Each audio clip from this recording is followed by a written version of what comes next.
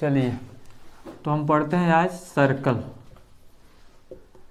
Circle अर्थात वृत्त।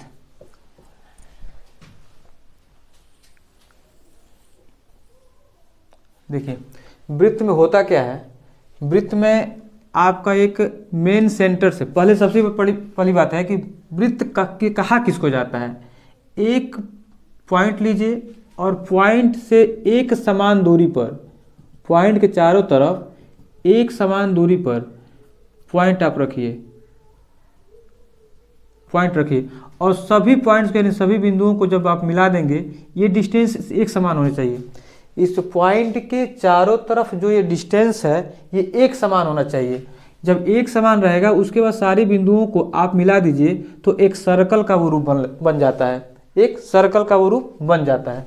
इसका सर्कल बनता है। इसका कहने का मतलब ये है यदि ये सेंटर है और हम उसको ओ केंद्र मानते हैं तो उसके एक तरफ की दूरी, किसी भी एक तरफ की दूरी, क्योंकि चारों तरफ की दूरी डिस्टेंस एक ही बराबर है चारों तरफ का, तो किसी भी एक तरफ की दूरी उसको हम क्या कहते हैं, रेडियस कहते हैं। उसको रेडियस कहा जाता है अर्थात त्रिज्या कहा जाता है, त्रिज्या। और उसी रेडियस का डबल, रेडियस का दोगुना, या ये ए है तो इसको बी पॉइंट मान लीजिए।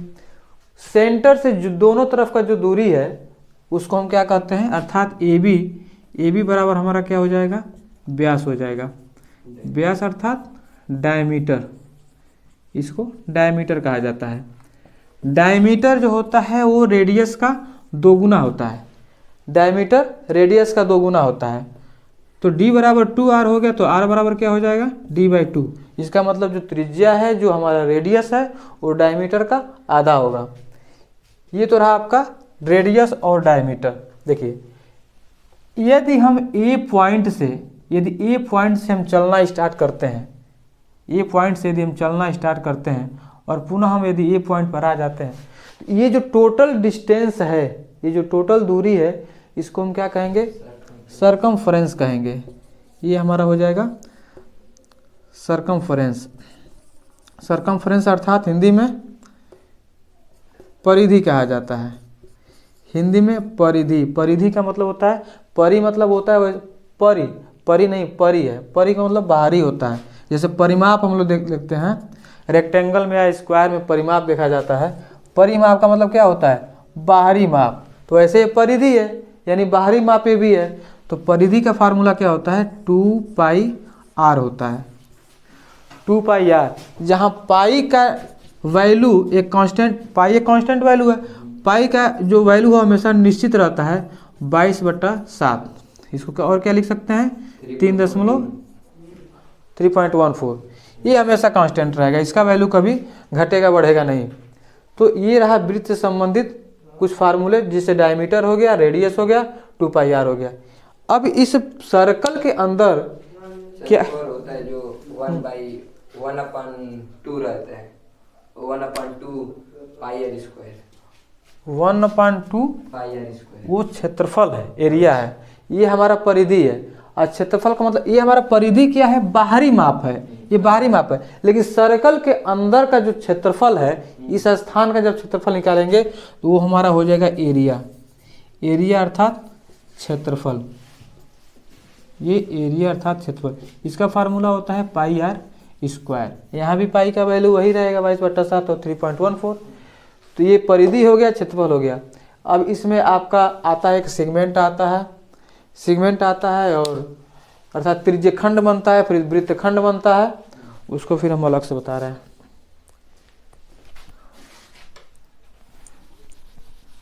वृत्त से संबंधित इतना फार्मूला है कि वो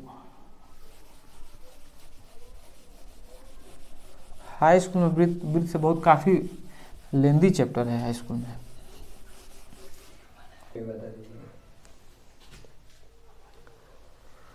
तो देखिए सर्कल के अंदर ये रहा है आपका त्रिज्यखंड, इसे कहेंगे लघु त्रिज्यखंड। लघु त्रिज्यखंड, लघु त्रिज्यखंड। एक लघु त्रिज्यखंड होता क्या है, इस सर्कल के बाहर आउटर बाउंड्री पे यदि किसी दो पॉइंट को हम लेते हैं, किसी दो पॉइंट को लेते हैं, इसको आर्क कहा जाता है, हिंदी में चाप कहा जाता है। पी क्यू क्या है? आर्क है, आर्क है अर्थात हिंदी में चाप कहा जाता है। आउटर बाउंड्री पे यदि किसी दो पॉइंट को लेकर उस दो पॉइंट को यदि हम सेंटर से मिला देते हैं, सेंटर से मिलाने के बाद तो कुछ ना कुछ यहाँ एक एंगल बनेगा, कुछ ना कुछ यहाँ एक एंगल बनेगा। मिला देने के बाद वो जो एरिया बनकर तैयार हो जाता है अर्थात ओ पी क्यू, ये हमारा हो जाएगा त्रिज्यखंड, वो लघु त्रिज्यखंड, और ये इसके बाद वाला जितना एरिया बचा हुआ है वो हमारा दीर्घ त्रिज्यखंड हो जाएगा। ये माइनर हो गया, माइनर सेगमेंट, और ये मेजर दीर्घ त्रिज्यखंड। ये रहा दीर्घ त्रिज्यखंड और ये लघु त्रिज्यखंड। अब जब ये दो बन गए इसमें फिगर, तो अब सवाल आता है कि इसका क्षेत्रफल कितना होगा प्लस इसका क्षेत्रफल कितना होगा। यदि यहाँ थीटा एंगल बना हुआ है तो ये एंगल कितना बनेगा? एक बिंदु के या एक पॉइंट के चारों तरफ का एंगल कितना होता है? 360 होता है, 360 होता है। तो जब ये थीटा हो गया तो बाहर का कितना होगा? 360 माइनस थीटा, ये एंगल बाहर का हो जाएगा। उसके बाद से जब हम इसका क्षेत्रफल निकालेंगे, इसका क्षेत्रफल का फार्मूला होता है यदि त्रिज्यखंड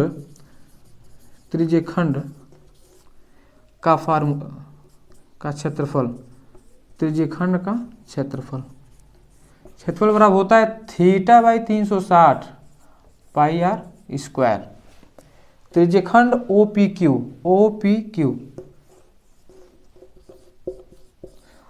क्यू त्रिज्यखंड का क्षेत्रफल क्या हो जाएगा? Theta by 360 pi r square. Pi r square तो पता ही है, पूरे ये सर्कल का क्षेत्रफल है, और थीटा बाई 60 है, इसके लिए आ गया। उसके बाद से आप जो दीर्घ त्रिज्यखंड है, दीर्घ त्रिज्यखंड का क्षेत्रफल, दीर्घ त्रिज्यखंड का क्षेत्रफल ये हो जाएगा आपका 360 माइनस theta divided by 360 pi r square. त्रिज्यखंड का फार्मूला ये होता है त्रिज्यखंड में। अब इसमें क्या एक आता है आपका कार्ड।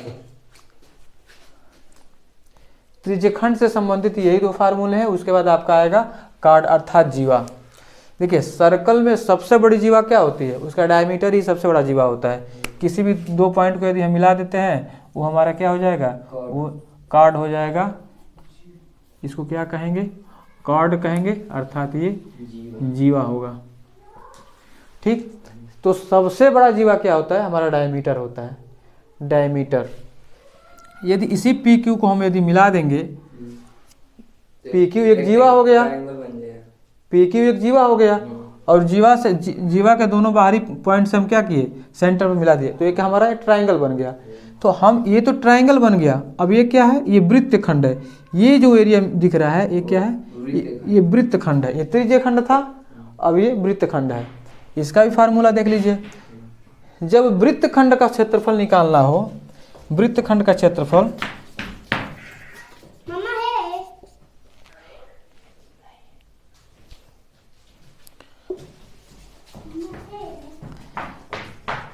वृत्तखंड का क्षेत्रफल जब निकालना हो तो कैसे निकालेंगे? इस वृत्तखंड का क्षेत्रफल ये हो जाएगा कि जब ये हम ओ पी क्यू का जब हम क्षेत्रफल का फार्मूला हमारे पास है, इस ओ पी क्यू के क्षेत्रफल में से हम ये जो ट्रायंगल बन रहा है ओ पी क्यू, ये ट्रायंगल भी बन रहा है। इस टोटल क्षेत्रफल में से इस ट्रायंगल का, इस त्रिभुज का क्षेत्रफल जब हम माइनस कर देंगे तो हमारा ये क्षेत्रफल मिल जाएगा। इसका मतलब वृत्तखंड का क्षेत्रफल बराबर हो जाएगा त्रिज्यखंड